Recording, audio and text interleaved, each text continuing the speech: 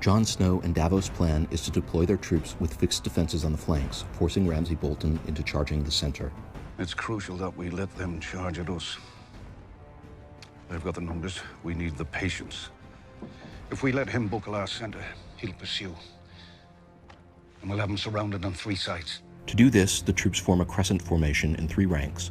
Archers to the front, cavalry in the middle, and infantry behind. The idea is to hit the attacking Bolton forces with arrows while they charge, before moving the troops to the side and enveloping Ramsay's forces.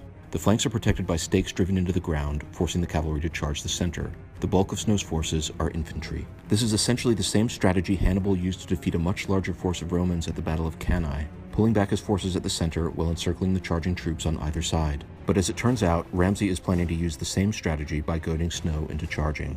Run to your brother. The sooner you make it to him, the sooner you get to see him again. Go.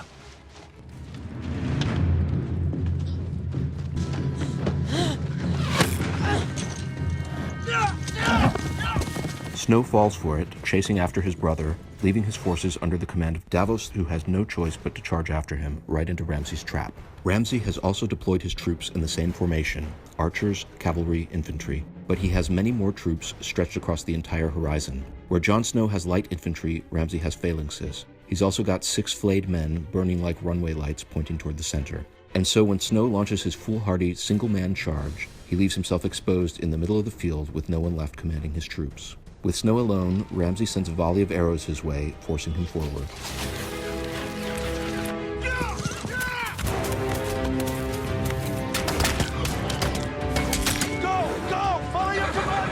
Davos throws out his battle plans and sends the cavalry after Jon, remaining to command the archers.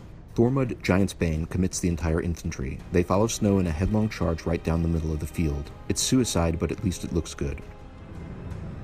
Now. Cavalry! Charge! Ramsay sends his cavalry at Snow's forces. The 2 armies collide right between the flayed men.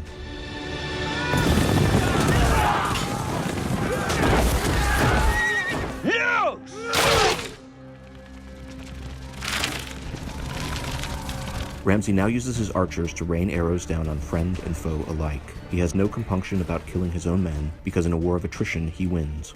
Davos has neither the numbers nor the cruelty to play along. That was just kill our own men. Stand down.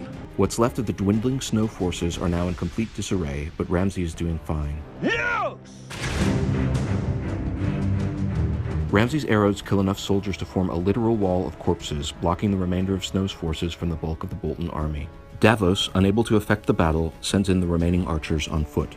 With the entire Snow army massed in the center of the field, Bolton finally commits his infantry, sending them in under Small John Umber.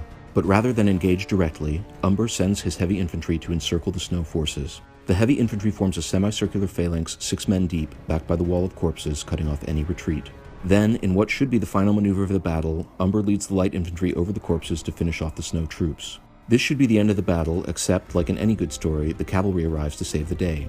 A large force of mounted knights under the command of Sansa Stark and Littlefinger sweep in from the east and break the phalanx's formation.